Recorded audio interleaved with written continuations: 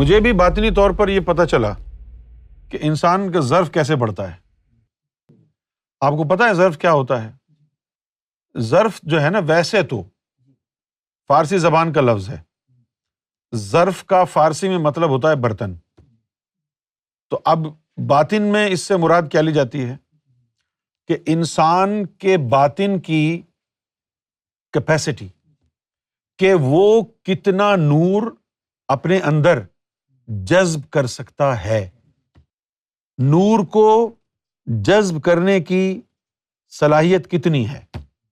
اب جیسے یہ کہا جائے مثال کے طور پر، اس گلاس میں 1 لیٹر پانی آ سکتا ہے۔ اچھا، اب اگر 1 لیٹر سے زیادہ پانی اس میں ڈالیں گے تو کیا ہوگا؟ پھر یہ 1 لیٹر سے زیادہ جو ہوگا وہ گرنے لگ جائے گا۔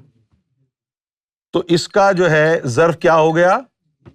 1 لیٹر، یہ اس کا ظرف ہے، یہ اس کی کیپیسٹی ہے۔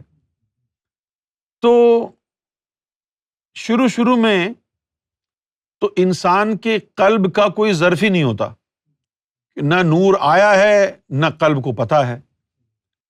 تو تھوڑا سا نور ملتا ہے اس کے قلب کو اور وہ چھلانگے مارتا ہے، ارے جی مزہ آ گیا، ارے یہ ہو گیا، ارے وہ ہو گیا۔ پھر جیسے جیسے ذکر کرتا رہتا ہے، اس کی جو کیپیسٹی ہے وہ ایکسپینڈ ہوتی رہتی ہے، بڑھتی رہتی ہے، آہستہ آہستہ اس کی جو ہے کیپیسٹی بڑھتی رہتی ہے۔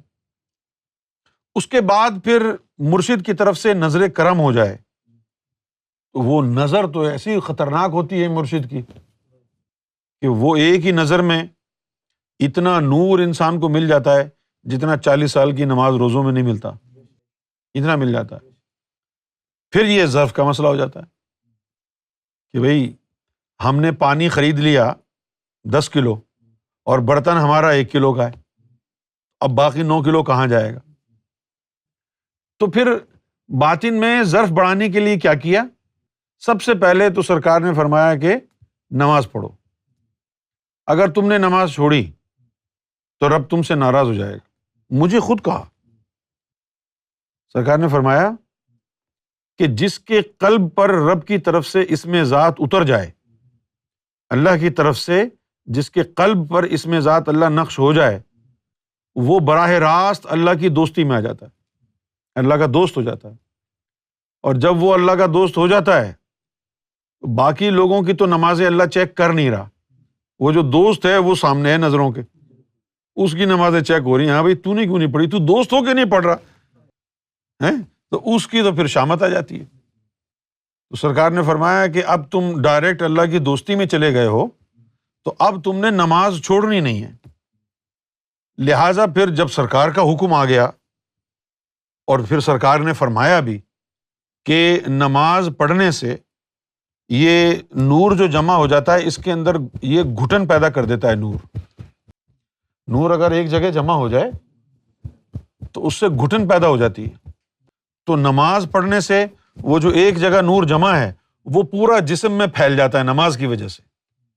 اچھا، جب مجھے یہ راز پتہ چلا کہ نماز سے ظرف بڑھتا ہے تو میں نمازیں جو ہے بہت پڑھنے لگ گیا۔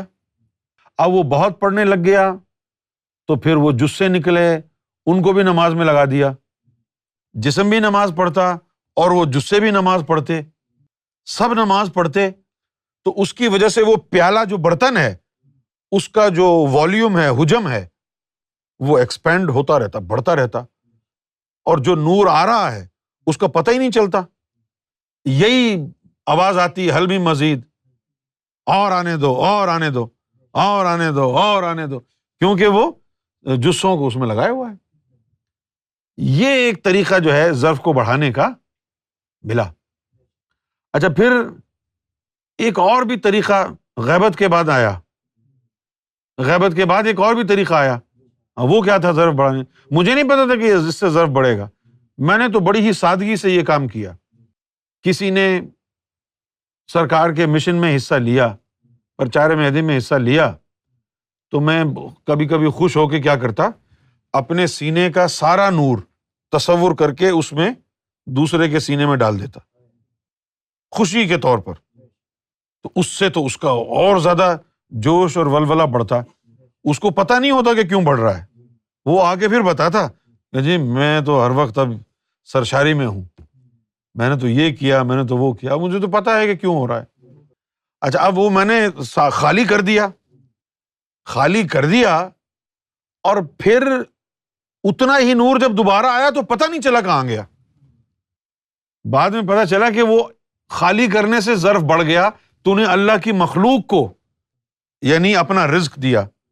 اب جو قرآن مجید میں جو آیا ہے نا کہ بھئی جو ہم نے رزق دیا ہے اس میں سے خرچ کرو، تو وہ صرف ظاہری رزق کے لیے نہیں ہے نا. مولویوں نے تو صرف آپ کو یہ کہہ دیا کہ بھئی ظاہری رزق کے لیے، ظاہری رزق کے لیے اتنی بڑی بات کہی جائے گی؟ خاص نشانی رکھی ہے اللہ تعالیٰ نے. نماز کا کہا اور جو ہے جو رزق دیا ہے اس کو خرچ کرو. اب یہ کام تو سارے ہی کر رہے ہیں، تو پھر یہ اس دنیا کے وارث کیوں نہیں بنے؟ یہ جو کہا گیا ہے نا، زیادہ تر جو اشارہ ہے قرآن کا وہ اس باطنی رزق کی طرف ہے. وَمِمَّا رَزَقْنَاهُمْ يُنْفِقُونَ، اور جو رزق ہم نے اس کو دیا ہے اس میں سے خرچ کریں. لوگوں کے اوپر اپنا نور ان کے سینوں میں اتاریں جن کو ضرورت ہے. اب آپ تو سمجھتے ہیں کہ جن کے پیٹ میں روٹی کا نوالا نہیں ہے وہ ضرورت مند ہے، اور جن کے دلوں میں نور کا نوالا نہیں ہے وہ ضرورت مند نہیں ہے تمہارے نور کے. وہ بھی تو نیڈی ہیں.